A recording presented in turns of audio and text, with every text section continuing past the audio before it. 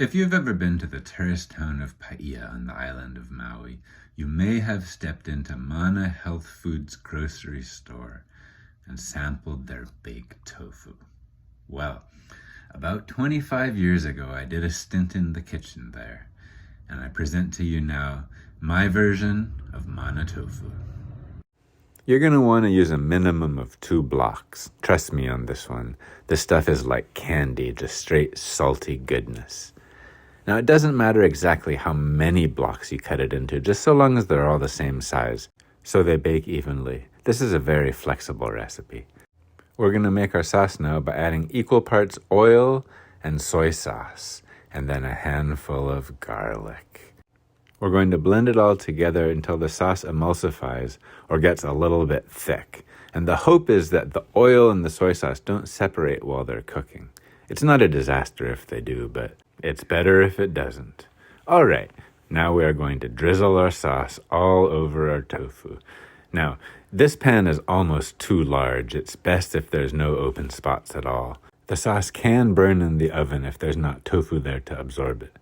Now we're going to sprinkle it liberally with nutritional yeast. We're going to do this 4 times every half hour, starting at 1:42. Now it is 2:13.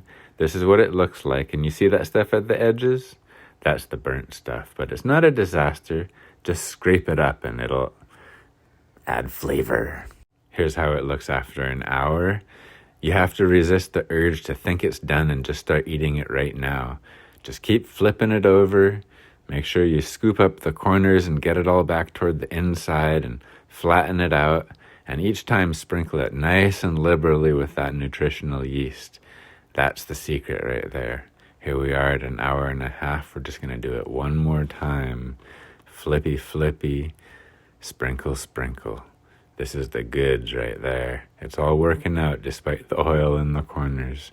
Just one last time. This is it.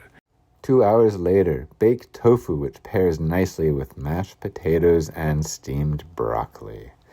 And how did we do? Let us ask the guinea pig, the daring taste tester, the chef himself. How is it? Oh yeah, 1, 2 thumbs up.